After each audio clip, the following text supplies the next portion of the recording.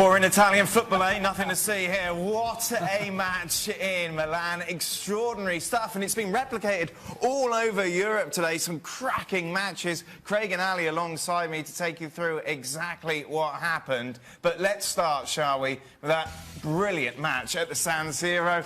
As always, one of the biggest matches of the season. And of course, you take a look at it, and it was Milan who dominated the early stages of the game. Zlatan back in the red and black, of course, such a key figure in their success of previous years. And 9 minutes on the clock, and the post keeps Inter in it. And it was a theme for Milan early in this game, really in the first half. Çalhanoğlu active with the ball, hits it off the post. 15 minutes later, Donnarumma with the save. Whenever he was called into action in the first half, and it wasn't often, he was on the ball. But then, 5 minutes before the break, it's Milan who take a deserved lead. Rebic getting the start with the goal, but surely Padelli has to do better. Well, he does. It's the physicality of Zlatan to win the header to begin with. Padelli doesn't quite make the decision to come out. Hesitant. And at that point, Rebic from my kind of range, tap in City. And then, just before the break, it's 2-0. Zlatan. Well, I think it's De Vrij that's initially picking him up at the back post. The first ball's knocked down here. He loses his man, and again, you must say the goalkeeper, because the header is not in the corner, and the goalkeeper flaps at it again. Milan cruising, really good in the first half, but boy, would that come undone quickly. Take a look at this. 6 minutes after break, Brozovic, 2-1. And this was a key goal. It gave Inter reason to believe. What a hit that was from Brozovic, top of the 18-yard box. Now, Inter get the equaliser here, but we all thought Alexis Sanchez was offside. In fact, he was on. Vecino makes it 2-2. Vecino with a goal. At the end of the day, once VAR had a look at it, because it did, to the naked eye, look as if he was offside, but he's timed this run absolutely perfectly, as was the pass from Godin. VAR got it spot on. 20 minutes to go. How good is this header from De Vrij? It's a great header is what it is. It's nearly facing his own goal, certainly taking his momentum away from goal, and then to redirect it to that far post. Donnarumma courtesy dive, 3-2. Beautiful header, great goal.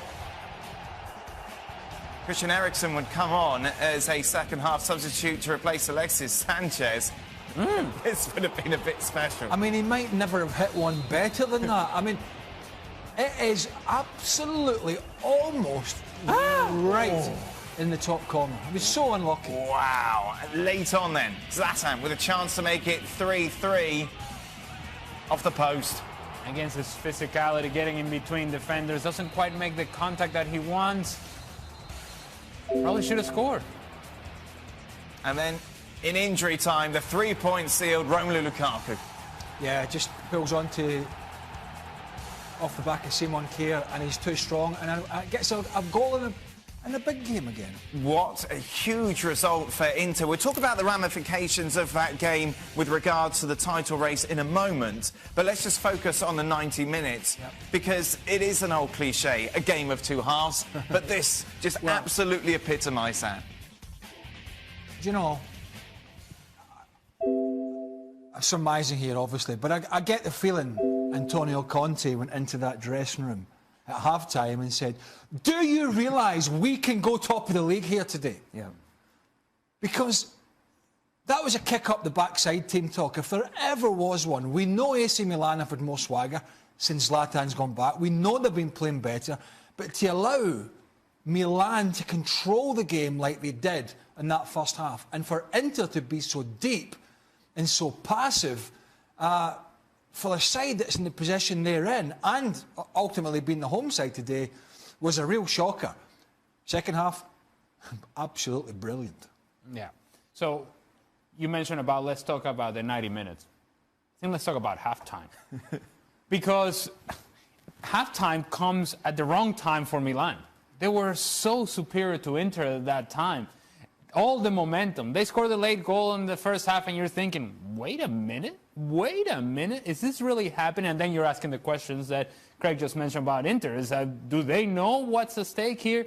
They go into halftime, and it's almost as Milan just sat there and said, we were really good. Yeah. We are in it to win it. All right, this job done. And obviously not job done.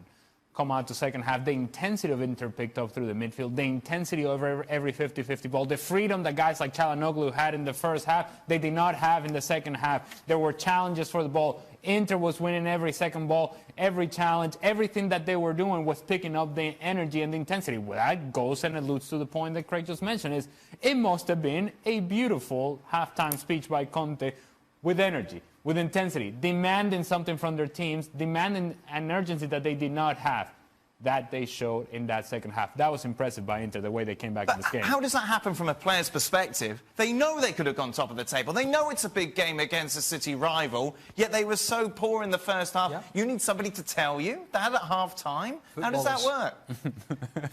Footballers, soccer players. Sometimes they need a kick up the backside. Doesn't matter if they're millionaires or internationals, doesn't matter.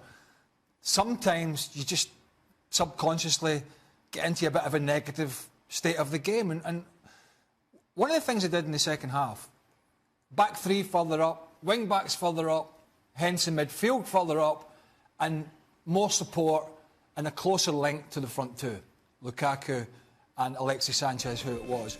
And that just worked better for them. And, you know, at the end of the day, I know Rebic was floating around Zlatan Ibrahimovic, but why do you have to sit so deep? A 38-year-old's not going to run in behind you. Right. You can squeeze the game up a little bit, get some pressure on, and you know, try and get on top of him. That's what they did. We just know Antonio Conte's character. He's one of the fieriest managers in European football. And I'm telling you, Ali's seen it, I've seen it. We've seen some managers that will take the paint off a wall at half-time. And I know he's one of them. Some of the guys at Chelsea would have said before, when he's not happy, he lets you know. Worryingly, you can't continue to get performances like that in the first half and bounce back with such a special performance in the second half. That can't always happen. But I think just in terms of the game itself and the 3 points, clearly he'll be delighted. There are two sides to the story as well. While Inter did pick up that urgency and that energy in the second half, you also have to say that all the doubts and shortcomings of Milan also showed up in the second half, where now it's 2-1. Yeah. Now it's 2-2. And now you're hesitant because now you go back to the early struggles of the season, to the reasons as to why you're so far back, to the reasons you're leaning on Zlatan to be the guy who scores an important goal for you. All of a sudden, that possession that was so fluid in the first half and everything, all that interchange was not happening as naturally, and you saw Milan then take a step back. Once they took that step back and Inter took a step forward, this game was always going to be very difficult for Milan to win. Look at the De Vrij header, and you know, Ali said it on the highlight, it's just such a special header. You can't blame anybody. Right. The marking was good. They had everybody picked up. I think it was Romagnoli who was picking him up. He was touch tight to him. But somehow he managed to get steep down and loop this thing into the far corner. And I think when you see that going as an Inter fan, you think, this is going to be our day now. Because he's probably never going to score a goal like that again. Never mind in one of the biggest games in Italy. Heck of a turnaround from Inter Milan. Was impressed by Milan from where they've come from before Zlatan arrived. But still for them, much work to be done. There is a real title race in Italy now, and it's not just Inter Milan and Juventus who are involved. Lazio in action today against Parma. Of course, disappointed with that goalless draw at midweek, looking to bounce back. They'd opened the scoring 4 minutes before the break. Casero with the goal. And Luis Alberto puts the ball into a dangerous area. And off the rebound, Caicedo stays alive. On the turn, good finish. Let's get into the 91st minute. Now, controversy here. As the cross comes in, Cornelius felt they had his shirt tugged there, and you can see it. Yes. VAR said probably not enough. Exactly, Craig. VAR didn't give the penalty, and then late on, the effort just over the bar from Kulusevski.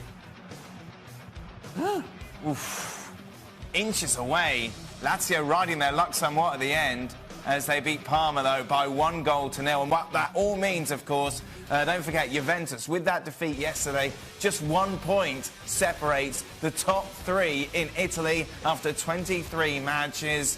If you're a neutral this is what you want to see, isn't it? Obviously, Inter, for once, making the most of the fact that Juve dropped points. That win against Milan, now level on points with Juve. Lazio very much in the hunt as well. Yeah, and Lazio don't look like, you know, if they hadn't dropped the points in midweek, they would have been sitting top. Yeah. I mean, Lazio would have been sitting top, but for that draw in midweek with their game in hand. They've been scoring goals for fun, not so much recently, but they've got lots of goals in them. They've got players in form, Immobile, Luis Alberto. They're a good side. It's whether they've got a big enough squad to go all the way to the end. We know it's something Antonio Conte's touched on for Inter's title challenge. I need players. He got some in January coming in to back up what he had. He had no Lautaro Martinez today, who was suspended for his stupidity the other week. But Juventus are not infallible this season. Domestically, they're certainly not. That's it. You look at all three of those teams, they've all got chinks in their armour, aren't they? Oh, yeah. And I think Juventus, who had at some point created a 4-point gap between them, Inter, Lazio, what have you, they have allowed everybody else to come back into the race because of their own shortcomings, because of their own inability to pick up the level of play and to pick up the talent that they have out on the field and to maximize that potential that you think is going to come at some point. But you see Juventus play yesterday, and it's no different than what we have seen from them throughout the course of the season. The difference yesterday, as far as the rest of the season, is the fact that the ball hit the post rather than going in, that the bounce didn't go their way. And still, you found a team that was not able to really create enough. The dependency on Cristiano Ronaldo is clear to see if it's not coming from him, much like Barcelona with Lionel Messi. If it's not coming from Ronaldo, it's not coming from anywhere else. And so a team like Hellas Verona just kind of hangs around, takes the game to Juventus, and in the second half really actually deserved to win the game. You see that from Juventus more often than not this year. And if that's the case, then not only are Inter and Lazio in the race, they are in the race to win it.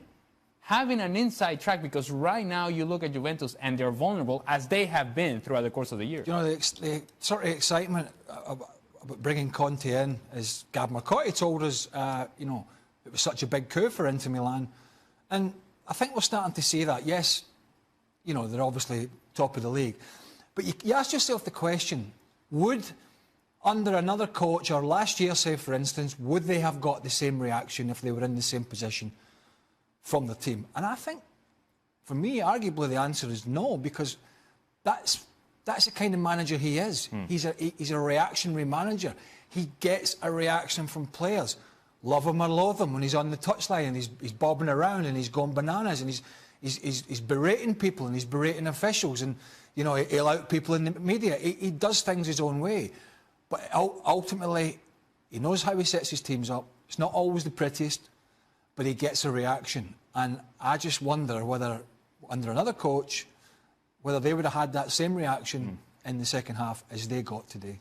We're, of course, at the semi-final stages at the Coppa Italia as well. Both games available here on Plus. Remember, it's over 2 legs, the semi-finals. On Wednesday, it's Napoli against Inter. And then Thursday, the first leg of AC Milan against Juventus.